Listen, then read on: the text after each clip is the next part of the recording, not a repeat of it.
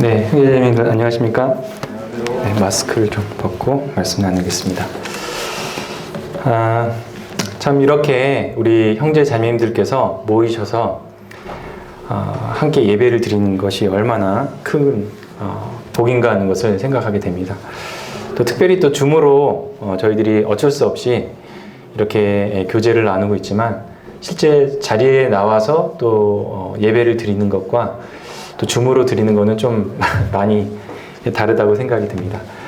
어떻게 보면은 좀 줌으로 드리는 거는 TV를 보는 듯한 느낌인데 이 현장에 와서 이렇게 드리는 거는 정말 그 3D 입체 뭐 그런 거 있지 않습니까? 실제 뭐 이런 거를 더 많이 느끼게 되는 것 같아요. 그래서 참 속히 주님께서 저희들에게 빨리 그 코로나가 종식돼서 같이 모일 수 있는 그런 시간이 되기를 바랍니다. 한 주간 그리고 계속해서 제 마음 가운데 좀 떠오르는 어떤 질문 같은 게 있었다면은 하나님은 어떤 분이신가라는 그 부분이 좀 많이 이렇게 생각이 됐습니다. 때로는 항상 하나님께서는 저희들에게 말씀을 하시고 또 여러 가지 환경을 통해서도 말씀을 하시고 또 우리가 하나님께 기도를 통해서 많이 말을 합니다.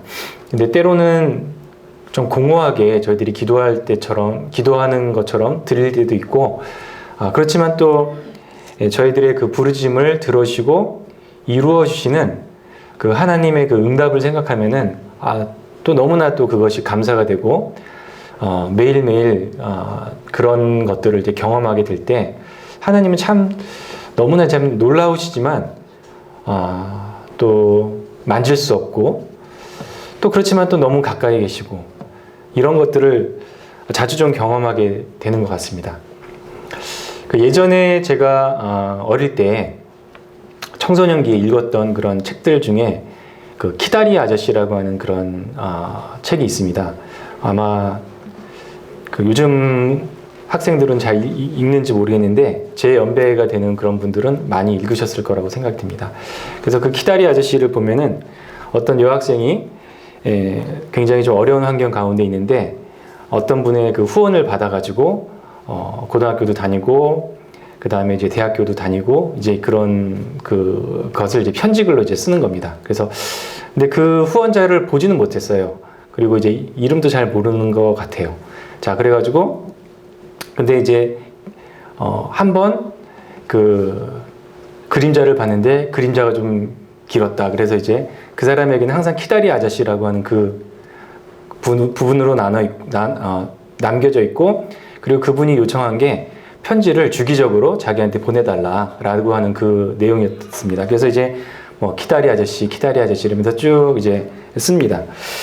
그래서 참 그분이 어떤 분일까라고 계속 이렇게 쓰면서 그렇지만 항상 자기를 이렇게 후원해주고 직접 어떤 커뮤니케이션은 잘 없지만은 그래도 항상 보호해주고 돌봐주는 이런 그런 감사가 이렇게 그 글을 보면 참 남아 있습니다.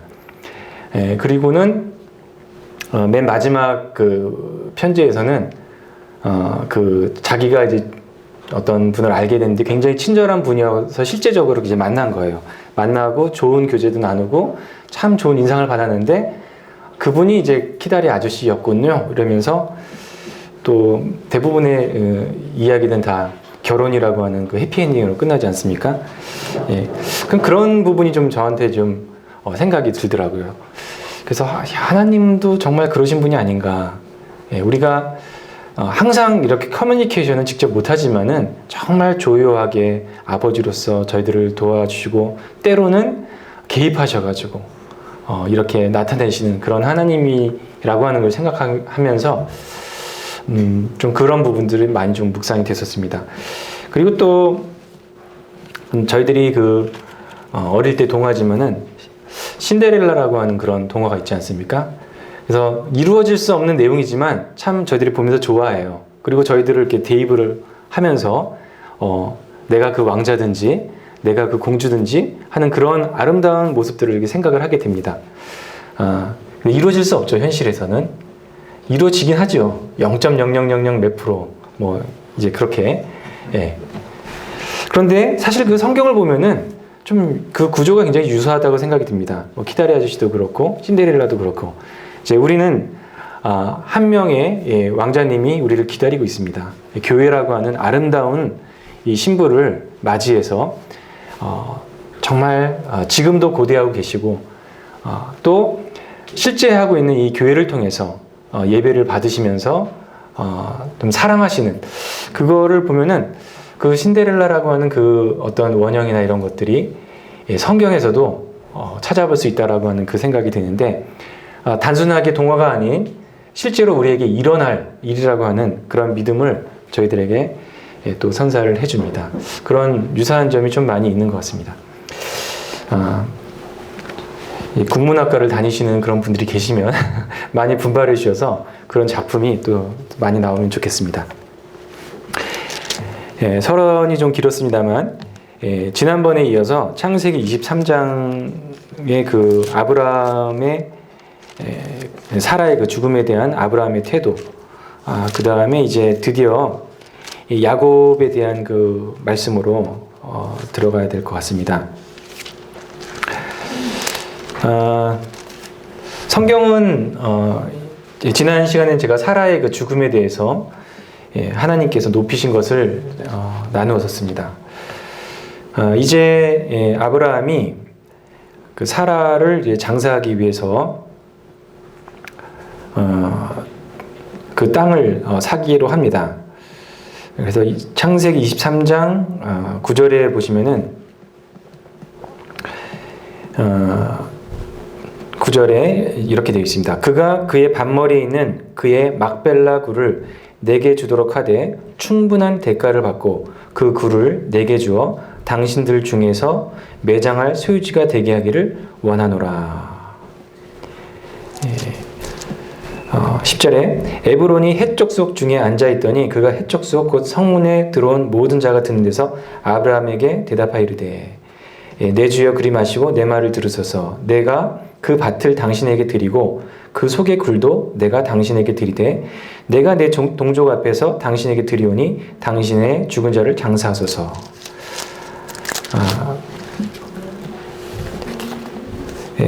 아브라함이 이제 말을 합니다.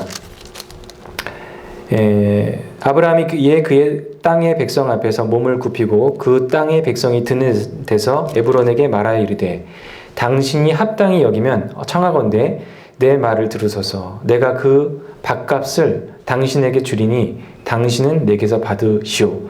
내가 나의 죽은 자를 거기에 장사하겠노라. 아브라함이 에브론의 말을 따라 16절입니다.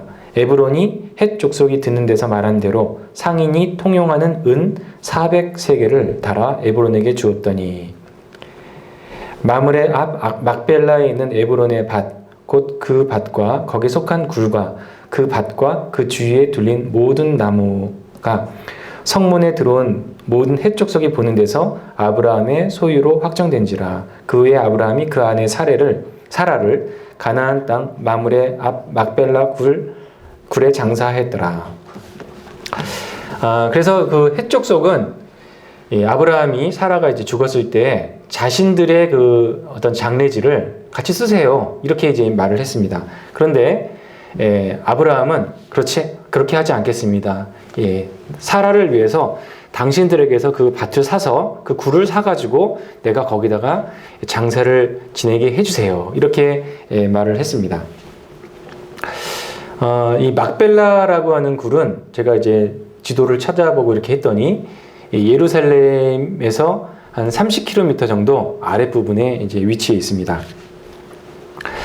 아브라함이 왜 특별히 그 막벨라 굴을 샀을까? 그냥 그 사람들이 말하는 대로 그 옆에다가 그냥 장사를 지냈어도 되겠지만 그 특별한 자리를 이렇게 샀다라고 하는 그 이유가 무엇일까 좀 궁금했었습니다. 그것을 히브리서 11장 13절에는 이렇게 표현을 하고 있습니다. 이 사람들은 다 믿음을 따라 죽었으며 약속을 받지 못했으되 또 땅에서는 외국인과 나그네임을 증언하였으니 그들이 이같이 말하는 것은 자기들이 본향 찾는 자임을 나타냅니다. 그들이 이제는 더 나은 본향을 사모하니 곧 하늘에 있는 것이라. 이러므로 하나님이 그들의 하나님이라 일컬음을 받으심을 부끄러워하지 아니하시고 그들을 위하여 한 성을 예비하셨느니라.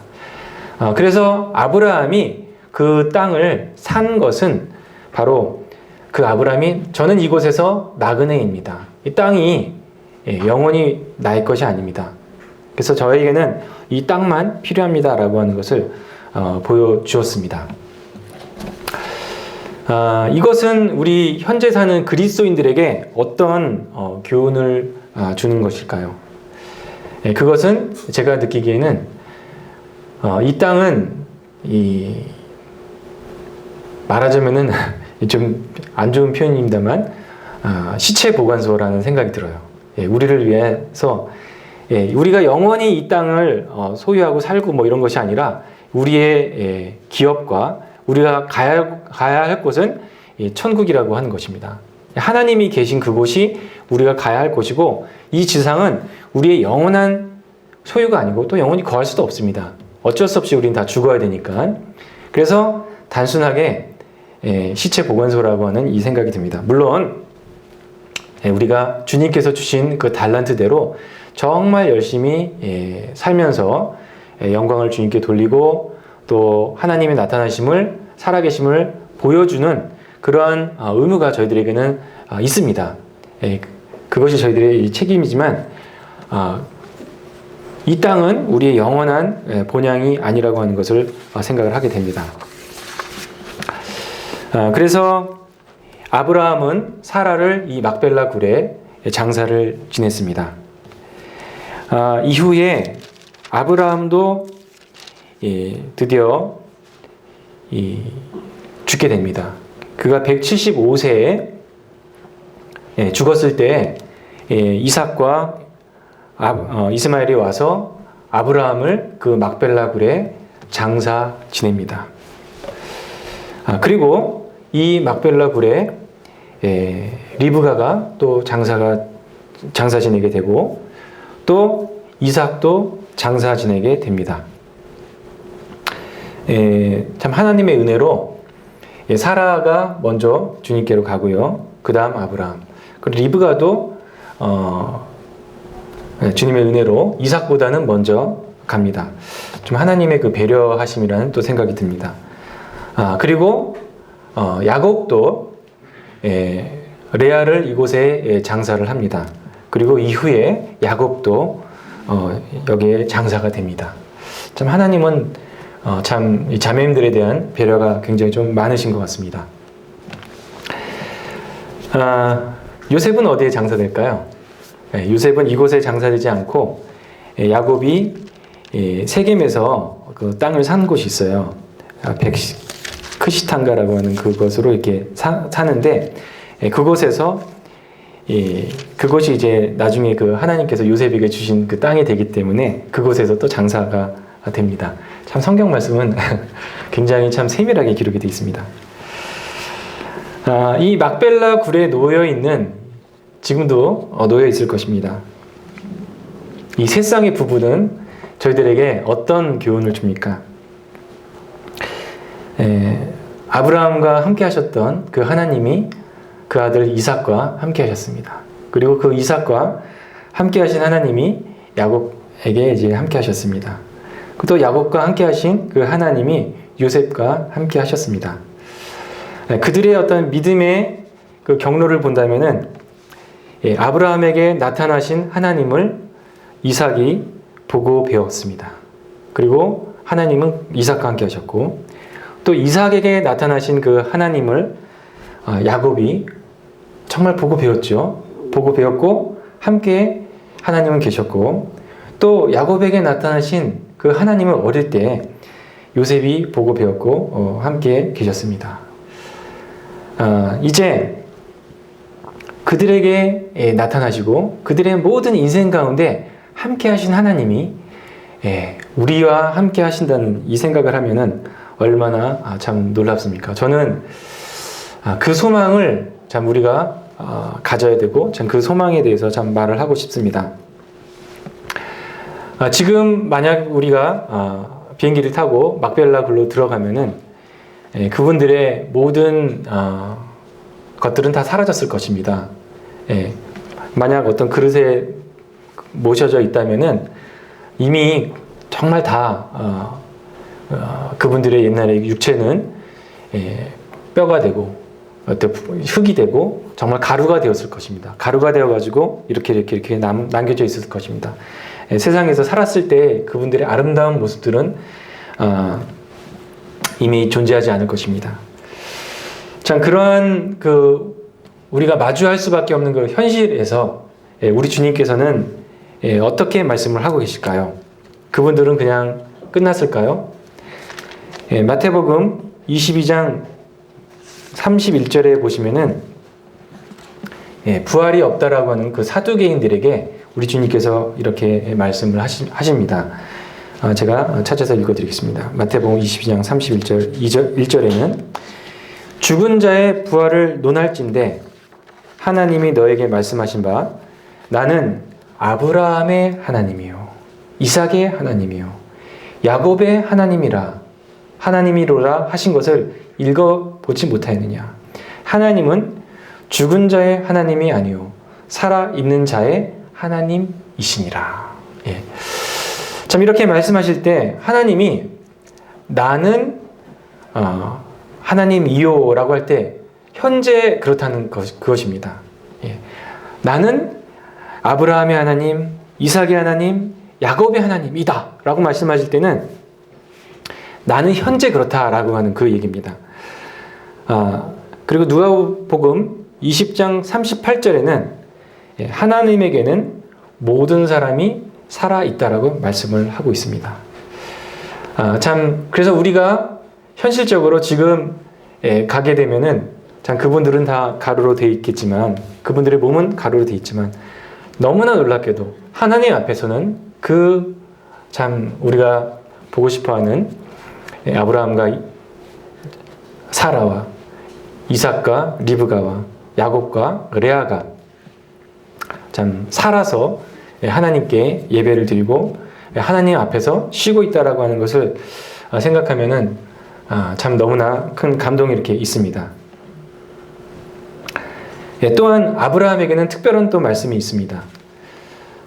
누가복음 16장 22절에 보시면은 저희들이 너무나 잘 알고 있는 이 나사로에 관한 거지 나사로라고 되어 있지 않습니까? 그 나사로가 죽었을 때 어떻게 갑니까? 천사들이 그를 데리고 아브라함의 품에 그를 안깁니다. 근데 다른 말씀에 보면은 아브라함의 옆에라고 이렇게 되어 있더라고요. 자, 그래서 참 그 의인을 이렇게 이 아브라함의 옆에 딱 두는 것입니다. 하나님께서는 아브라함을 그렇게 이제 높이시는 것 같아요. 보아라, 네가 예전에 처음 출발했던 그 믿음을 통해서 이렇게 많은 사람들이 구원을 받았다. 너의 자녀가 되었다. 라면서 그 나사로를 이 아브라함의 옆에 품에 이렇게 두는 것입니다. 하나님께서는 지금 저는 어떻게 될지는 저도 정확하게 모르지만 우리가 또 하늘나라 가게 되면은 정말 일단은 아브라함을 먼저 한번 또 그 옆에 우리의 믿음의 조상인 아브라함을 또 만나게 해 주실 것이라고 이렇게 생각이 듭니다. 그래서 이러한 사실들은 우리에게 얼마나 큰 위로를 주는지 모르겠습니다. 때때로 이제 제가 우리 형제 자매들의 장례식에 참여하게 되면은 조금 짧게 지나간다는 그런 생각이 이렇게 듭니다. 이렇게 또 어떤 이제 기도하고 또 말씀을 나누고 이렇게 하면은 한 1시간 정도면 다 끝나는 것 같아요. 물론 이제 여러 가지 한국인의 그 바쁜 삶이 있어서 그런 것을 다 하나하나 다 배려하지 못하는 그런 시간이기도 하지만 어떻습니까? 우리 형제 자매님들께서 이 지상에서 경험하신 하나님은 그 1시간에 다 이렇게 얘기할 수 있는 그런 하나님이신가요? 그런가요? 그렇지 않을까라고 생각이 듭니다. 정말 우리의 매 순간순간마다 함께 하시고 도와주시고 인도하셨던 그런 하나님이 계셨을 거라고 생각이 듭니다. 그래서 이제 어떤 분은 이제 어떤 분의 그 장례식을 갔더니 그 어머니이신데 정말 주님 안에서 복 받으신 분이에요. 그분을 통해서 그 믿음이 소개가 되고 그래서 많은 자녀들이 구원을 받고 또 살아오시면서 많은 선행을 베풀고 이제 이런 것들이 있었나 봐요. 그래서 이제 그분이 이제 그 조문하는 그 자리에 가면은 그냥 상을 하나 갖다 놓고 그 앨범을 갖다 놓는 거예요. 그래서 그분이 이제 또 돌아가셨을 때 그 어떤 사진이나 이런 것들을 보면서 그분이 이런 일을 경험했었어 이러면서 온 가족이 모여가지고 그것을 인해서 기뻐하고 또 이제 즐거워하고 참 슬프지만은 그런 이제 장례식이 있었다고 하는 그 얘기를 제가 들을 때 참 우리도 또 그런 식으로 그 내가 주님 안에서 이제 살아왔던 그 인생을 이렇게 나누면 얼마나 좋을까. 어느 형제님이 이렇게 돌아가셨으면은 한 분이 또 일어나셔서 어떤 일들을 경험했던 거를 나누고 또 다른 분이 또 일어나셔서 또 나눠주시고 또 나눠주시고 이렇게 하시면은 참 좋을 것 같다라는 이런 생각이 이렇게 듭니다.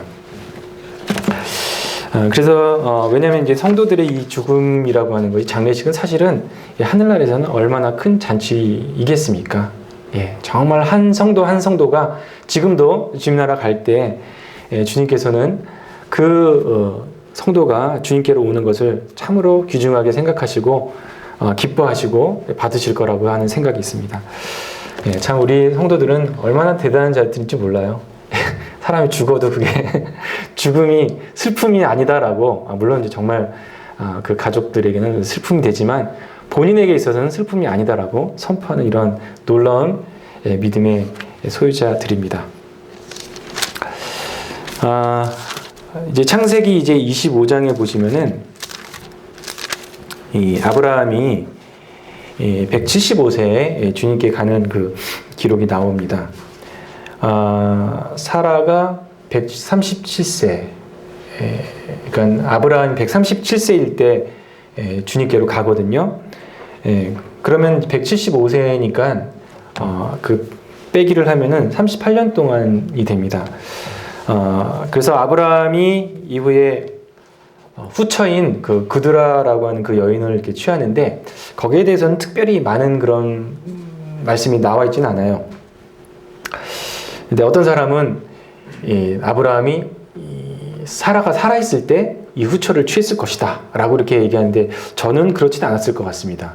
왜냐하면은 일부 일처에 대한 어떤 약속을 하나님으로부터 이제 확인을 했기 때문에 아브라함이 그렇게 하지는 않았을 거라고 생각이 듭니다. 근데 그래서 그 38년 동안 그드라를 취하고 6명의 아들을 이제 낳았는데 그것이 맞지 않았을까 이렇게 생각이 듭니다.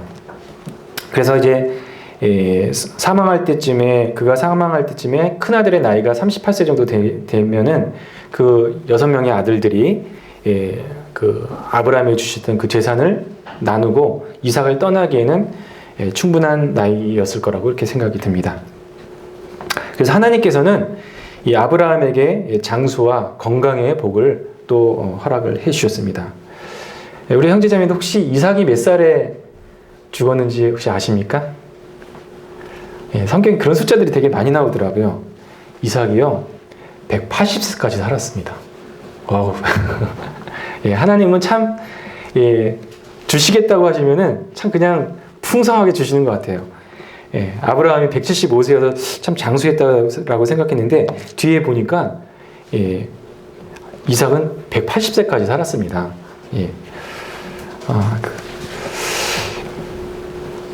자, 그래서 이제 드디어 아브라함의 연대기는 끝이 나고 이제 이삭에 대한 이야기를 저희들이 이제 나누게 되었는데요.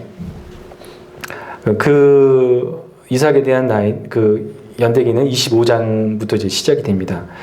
25장 19절에 보면은 아브라함의 아들 이삭의 족보는 이러하니 아브라함이 이삭을 낳았고 이삭은 40세에 리브가를 맞이하여 아내를 삼았으니 리브가는 밧단 아람의 아람 족속 중 부드엘의 딸이요 아람 족속 중 라반의 누이였더라.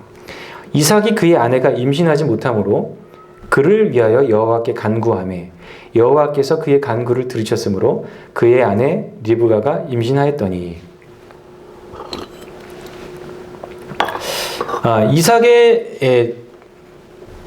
이삭을 특징 지어주는 그런 이 문단이 있다면, 바로 그런 문장이 있다면은 이삭은 기도를 한 사람입니다. 참 특이하게 나와 있습니다. 다른 어떤 말씀보다도 이삭은 여호와께 간구했다.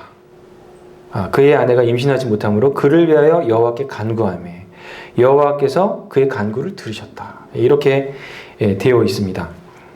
참 특이한 이 문장인데, 이 문장이 정말 어떻게 보면은 이삭을 또 표현해주는 이런 것이라고 생각이 듭니다.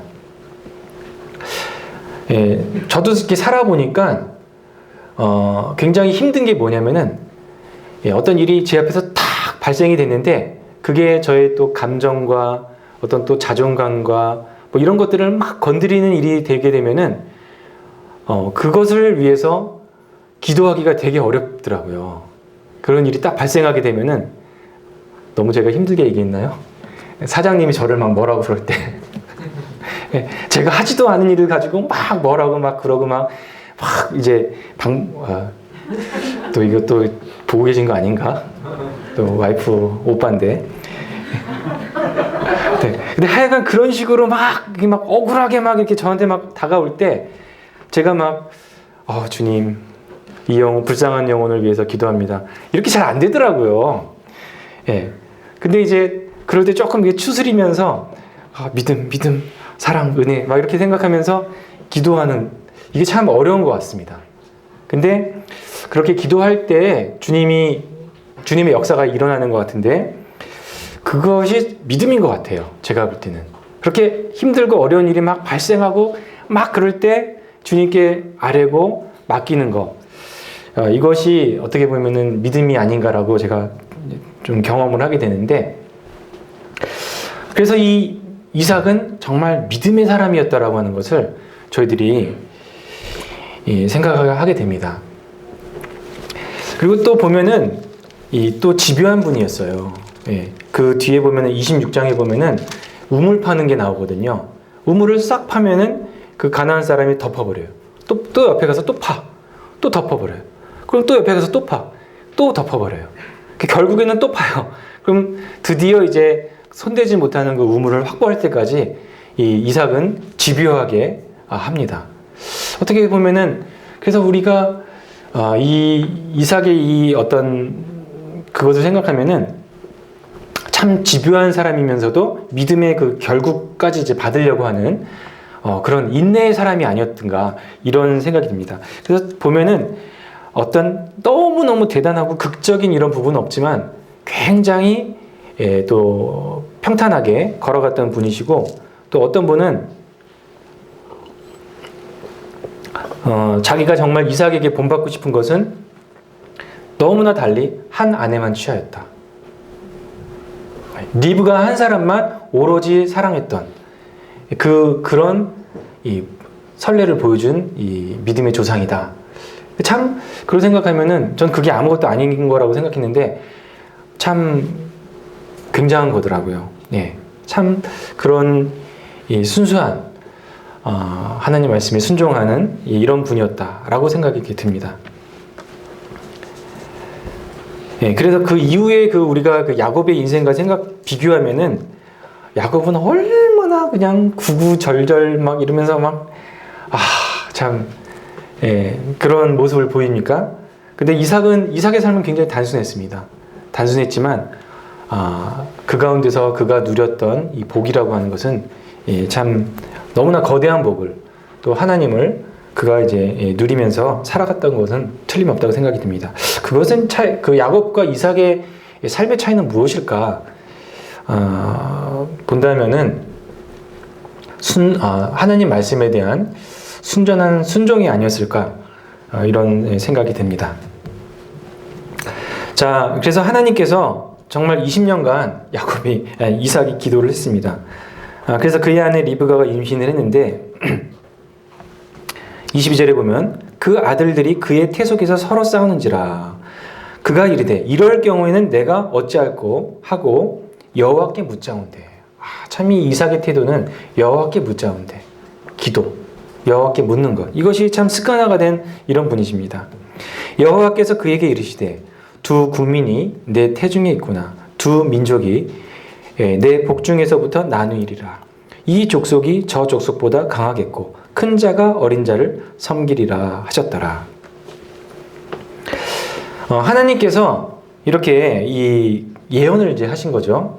두 국민이 내 태중에 있구나. 두 민족이 내 복중에서부터 나누이리라. 그래서 이것은 정말로 큰 복을 말씀을 하신 것입니다. 예. 그래서 한 인생이 그냥 살아가는 것조차 우리가 살아보면 버겁지 않습니까? 근데 하나님께서는 두 민족이 있다라고 얘기를 하신 것입니다. 그래서 이 너희 그 자녀들이 정말 번창하게 될 것이다 라고 그 큰 복을 말씀을 하셨습니다. 그거는 그럴 수가 있죠. 그리고 참 좋은 얘기죠. 그런데 우리는 뒤에 말씀에 조금 의문을 또 표할 수 있습니다. 이 족속이 저 족속보다 강하겠고, 그것도 그럴 수 있겠죠. 예. 원래 똑같은 사람이 어디 있습니까? 다 다르니까요. 그런데 그 다음 말씀, 큰 자가 어린 자를 섬기리라. 큰 자가 어린 자를 섬기리라. 이 말씀은 조금은 어려움이 될 수가 있을 거라고 생각이 듭니다.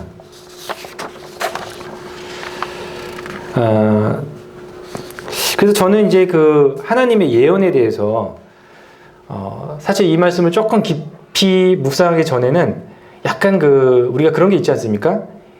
암시라는 게 있습니다. 그래서 어떤 아이한테 너는 정말 잘 될 거야, 잘 될 거야. 그리고 너는 내가 볼 때 넌 큰 아주 훌륭한 정치가가 될 거야. 이렇게 계속 그에게 주입하면 나중에 그 사람이 그렇게 될 수가 있거든요.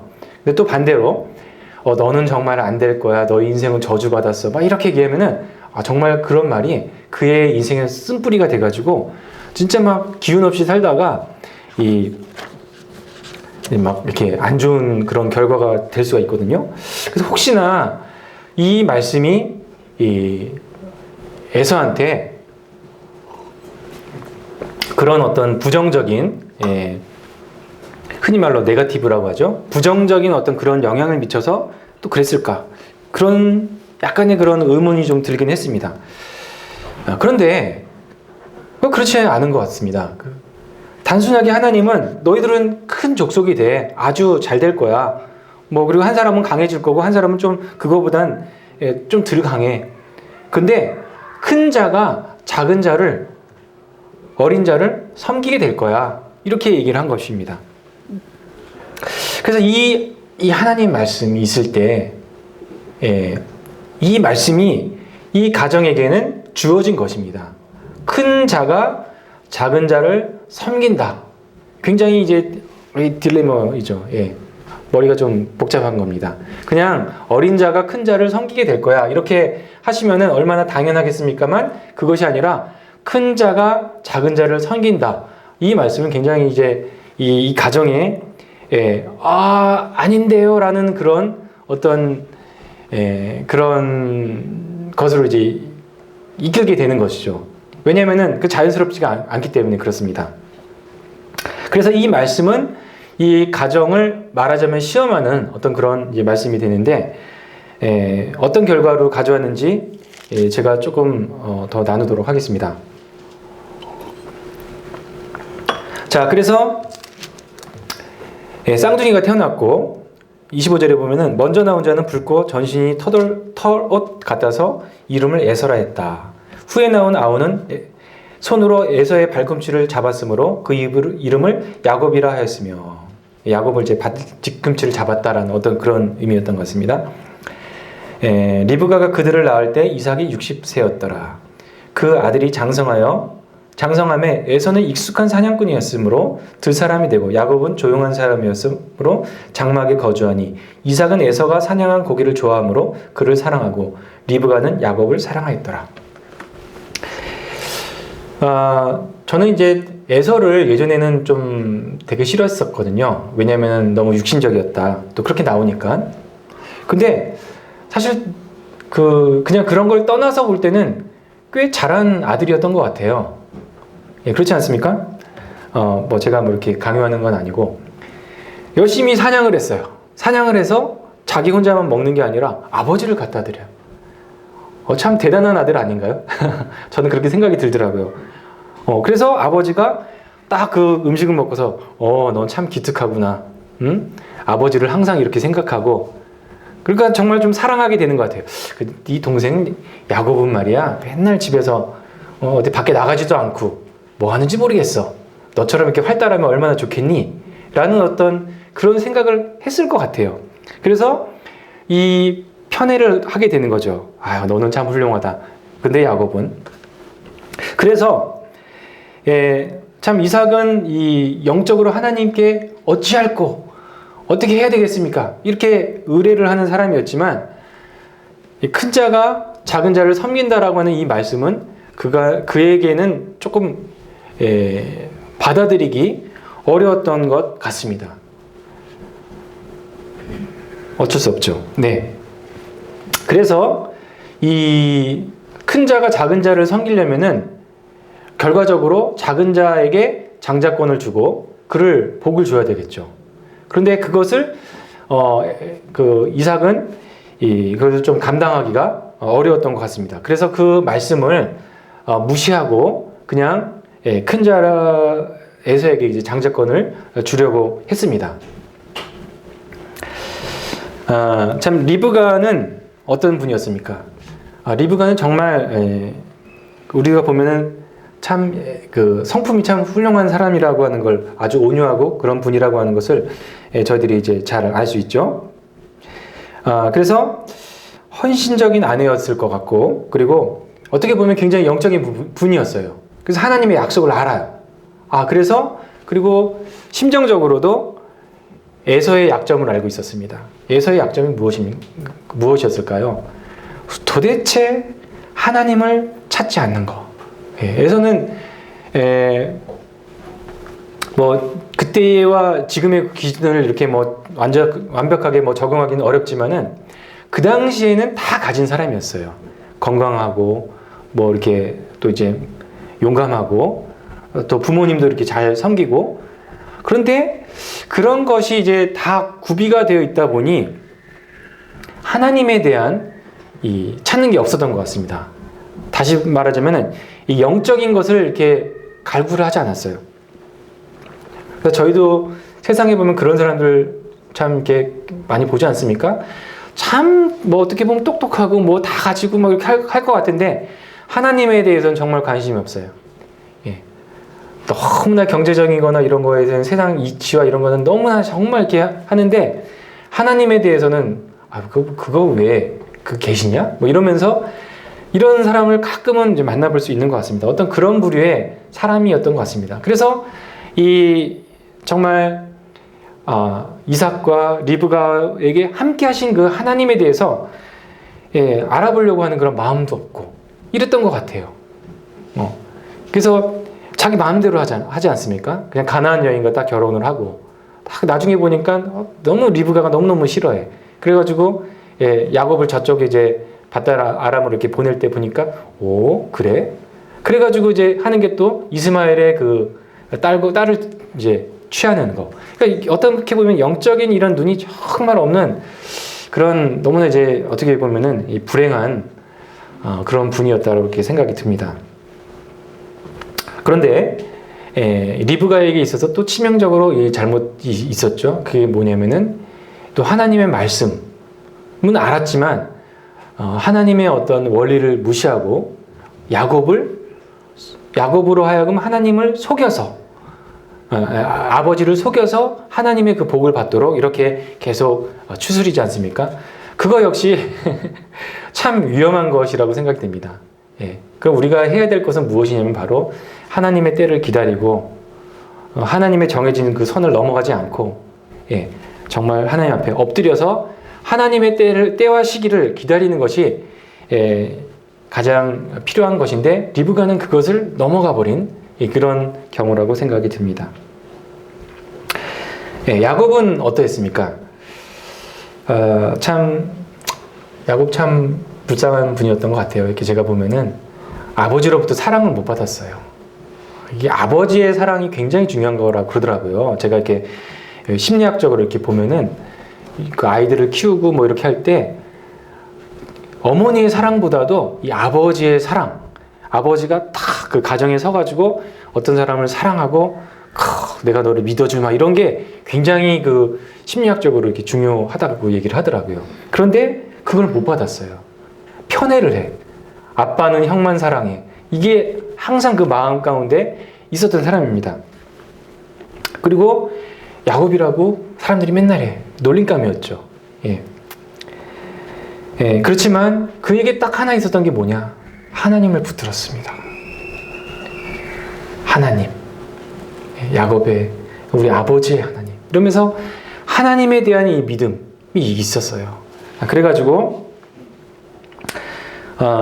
그 어머니의 그 또 사주를 받아서 그런 이제 나쁜 일을 하게 되고 그것이 그의 그 평생의 올무가 되고 또 그 인생 자체도 인성이나 인생 자체도 사실 이렇게 다듬어지지 않은 분이었던 것 같습니다. 그렇지만 그가 하나님을 붙여잡기 때문에 하나님께서는 그의 모든 잘못과 이런 것에도 불구하고 그를 도와주시고 지지해 주시고 나타나 보이시고 그의 영혼의 그 목자가 되셨습니다. 그리고 그의 평생 그를 다스리시고 다듬어 가셨습니다. 그래서 사실은 이 보시면은 27장 뭐 25장 창세기가 50장이지 않습니까?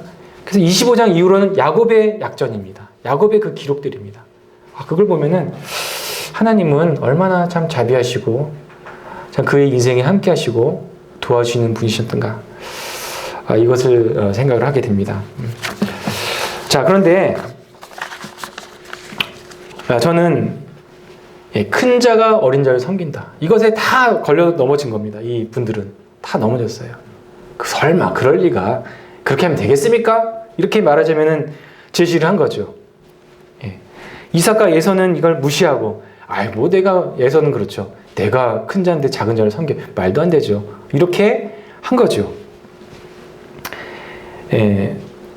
이삭과 에서는 이 말씀을 무시했고 리브가는 이 말씀 알았지만 불법적으로 야곱에게 복을 주려 했습니다. 야곱은 억지로 이 말씀을 탈취를 했던 것 같습니다. 근데 이 말씀은 어떤 저주의 말씀이 아닙니다. 이 말씀은 섬김의 놀라운 말씀입니다. 마태복음 20장 25절에는 이렇게 기록이 되어 있습니다. 예수께서 제자들을 불러다가 이 말씀이 이제 누가 높냐 그것을 나누는 그때 나왔던 말씀이거든요. 누가 높냐 이럴 때 예수께서 제자들을 불러다가 이르시되 이방인의 집권자들이 그들을 임의로 주관하고 그 고관들이 그들에게 권세를 부리는 줄을 너희가 알거니와. 그렇죠. 옛날에 그 권력자들은 그 노예들을 부릴 때 밑에 있는 사람들을 부릴 때 임의로 자기 마음대로 그 왕들은 뭐 신하들을 부리고 막 이렇게 했던 거죠. 너희가 알거냐? 너희 중에는 그렇지 아니하니 너희 중에 누구든지 크고자 하는 자는 너희를 섬기는 자가 되고 너희 중에 누구든지 으뜸이 되고자 하는 자는 너희의 종이 되어야 하리라.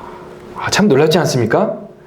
이 말씀이 바로 큰 자가 어린 자를 섬긴다는 이 말씀과 똑같은 말씀이라고 저는 생각이 듭니다. 그래서 우리 성도들 가운데 정말 큰 자가 되고 싶은 사람은 여러 성도들의 종이 되어야 한다라는 그 말씀입니다. 그런데 그 정도까지만 아니라 실제로 우리 주님은 이것을 이루신 분이십니다. 어떤 분이십니까? 우리 주님은 정말 가장 크신 분이십니다. 우주에서 정말 가장 큰 분이신데 그분은 가장 낮은 자가 되어주셔서 우리 얼마 전에 불렀던 그 찬양처럼 정말 작은 자들을 섬기셨습니다. 큰 자 있었지만 어린 자를 섬기신 분이 바로 우리 주님이십니다. 그리고 그것을 완벽하게 보여준 것이 십자가라고 하는 것을 보게 됩니다. 참 그래서 저는 이 말씀을 볼 때 참 하나님은 얼마나 대단하신 분이신가. 모든 사람에게 걸려지고 넘어지고 그것을 피하려고 했던 사람, 이런 것들을 뛰어넘어서 우리 주님은 정말 오셔서 내가 이 말씀을 이루어 주겠다라고 보여주셨다라는 이런 생각이 듭니다. 참 우리 인생길을 가다 보면은 저희들은 때때로 제가 생각할 때 감당할 수 없는 이런 말씀들을 많이 부딪힐 거라고 생각이 듭니다. 저도 있습니다. 서로 용서하라, 서로 사랑하라. 어떤 이런 말씀, 제가 어떤 용서하지 못한 이런 부분들, 그런 말씀들은 저희의 어떤 육신에 분명히 좀 저를 이렇게 넘어지게 하고 걸리는 말씀일지 모르겠습니다. 그런데 그 모든 말씀은 하나님께서는 다 이루셨다라고 하는 이것을 생각을 하게 됩니다. 그래서 이 말씀을 통해서 우리 주님이 정말 얼마나 크시고 높으신 분이시고 위대하신 분이신가 하는 것을 생각을 하게 됩니다. 감사하겠습니다. 주님, 참 저희들의 영원한 소망이 되어주신 주님께 참으로 감사드립니다. 우리는 살아도 주를 위해서 살고 죽어도 주를 위해서 사는 그러한 놀라운 하나님과의 그 관계 가운데 있는 자들이 되었습니다. 큰 자가 작은 자를 섬길 것이다 라고 하는 저희들이 감당할 수 없는 이 말씀, 우리 주님께서는 직접 오심으로 십자가에서 또 죽어주심으로 부활하심으로 또 하나님 우편에 앉아 계심으로 이 놀라운 말씀을 이루어 주셨습니다. 참 주님, 저희들이 이 말씀을 하나님의 말씀을 항상 붙여차서 참 떨어지지 않고 하나님과 동행하며 살아가게 되기를 원합니다. 우리 참 이렇게 귀하게 모인 또 줌으로 또 보시는 모든 형제 자매들 위에 하나님의 모든 사랑과 복이 임하게 되기를 원합니다. 감사할 때 귀하신 예수 그리스도의 이름으로 기도합나이다. 아멘.